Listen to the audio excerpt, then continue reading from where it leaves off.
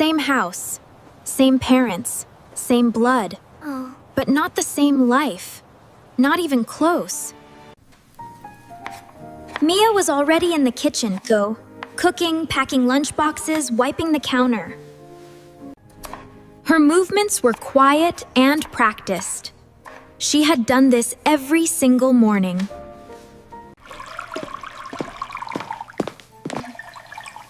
Is my juice ready? Yes. Here you go. The toast is too dark again. I'll make a new one. Good morning, baby. Did you sleep well? Yes, Mom. Can you do my hair before school? Of course.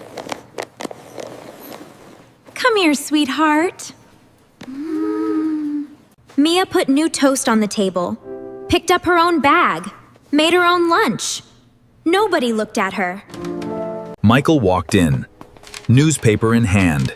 He sat down. He saw Mia standing alone at the counter. Eating quickly. No chair. No one offered her one.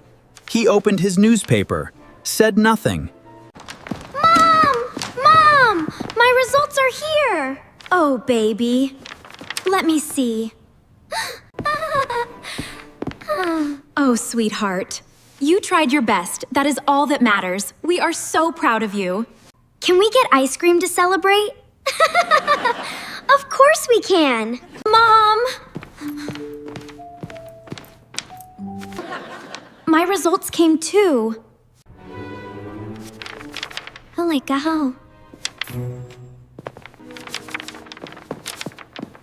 Good. Next time try for A+. Next time. Always next time.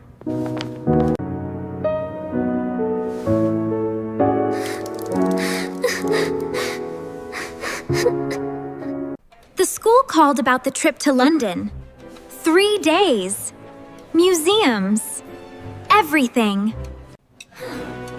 Of course you are going, baby. I already paid the deposit. Yes! I am so excited! Mom, my school has a science trip next week too. It is only 1 day. It is not expensive. We will see, Mia. Money is tight right now. Nora's trip to London. Paid immediately. Mia's 1-day science trip. We will see. She sat at the kitchen table, alone, doing homework. The house completely quiet. She made her own lunch, ate alone, did the dishes, went back to her room.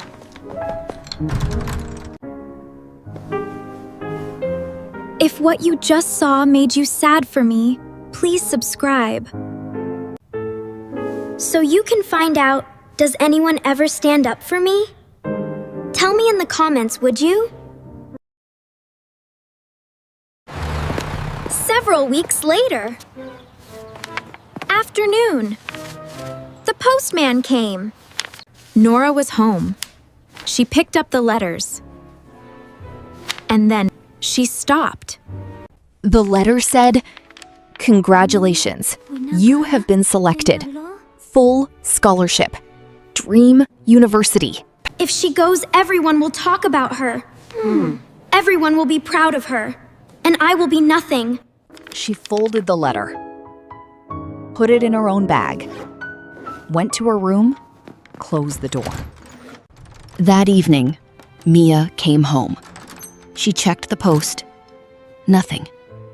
She went upstairs, opened her laptop, checked her email. Nothing. I did not get it. I worked so hard, and I did not get it. Beatrice Nora's school fees. We are short this month. I do not know what to do. I know, but we cannot pull her out. She is settled there. I will figure something out. Mia looked up from her homework. She looked at her parents, then she looked down again. She closed her book, got up quietly, went to her room. She opened her drawer, took out a small envelope and her savings. Every birthday, every small job, every coin saved for months. It is not a lot, but it should help with Nora's fees. Mia, this is your money. It is okay, Dad. I do not need it right now. Nora was standing in the hallway. She heard everything. She looked at the envelope on the table, then at Mia's closed door, then at her own bag where the letter was hidden. She put her hand on the bag, then pulled it away, said nothing. Diba? Mia, can you come here for a moment? Mia, I need to ask you something. The National Scholarship Program. You applied 3 months ago. Yes, I did not get it. That is what I want to talk to you about. I am on the selection committee. Huh? Mia, no, you were selected. What? You were selected months ago. A confirmation letter was sent to your home, but you never responded. The deadline passed. I never received any letter. Mia, bye. Is everything okay at home? Full scholarship. Dream university. The thing she worked for. Months. Late nights. Alone. She had it. She had it, and she never knew. I am here because Mia was selected for a full scholarship. The letter was sent to this address. She never received it. I want to understand why. Oh, we never saw any letter. I have it. I took it. The day it came. I read it. And I hid it. Nora, I was scared. If she got the scholarship, if she left, everyone would be proud of her, and nobody would look at me. I was scared of being invisible. I am so sorry, Mia. I am so sorry. Did you ever think, even for one moment, that maybe I deserved that chance? If you felt that, please subscribe, so you can see what happens next. And tell me in the comments, what would you have done with that letter? Later that night, Michael went to Mia's room. He knocked softly, opened the door. He looked around, really looked, for the first time. Old books with torn covers, one pen held together with tape, a small desk lamp, one side broken, held up with a book. The wall downed. One sentence written carefully. Work hard. Your day will come. And in the corner, Nora's photos. Mia had kept them anyway. I saw everything. Every single morning. I saw you cook. I saw you stand while she sat. I saw you fold the paper and go upstairs. I saw everything. And I said nothing. I said nothing. What kind of father does that make me? I understand the deadline passed, but I am asking you to make an exception. This student did not receive her letter. It was taken from her. She did not miss the deadline, and the deadline was stolen from her. Please just look at her work. That is all I am asking. Thank you. Thank you very much.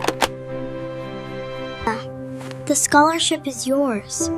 They reviewed your application again. You start in September. Why did you do all of this for me? Because someone has to. And it should have been done a long time ago. Early morning, Mia's room. She packed her bag, the same old bag, carefully. Not much to pack. The taped pen, she picked it up, put it in her bag. The wall, she touched those words with her fingers. Can I make you breakfast before you go? Yes, Mom. Beatrice turned to the stove, quickly, so Mia could not see her face. She was crying as she cooked. Mia sat at the table for the first time, properly, her own chair, not rushing, not standing. I'm sorry, Mia. I know sorry is not enough, but I am. I know, Dad. Wait. Please wait. I kept it. All this time, I kept it. I do not know why. Maybe I always knew I was wrong. I was so scared of being invisible that I made you invisible instead.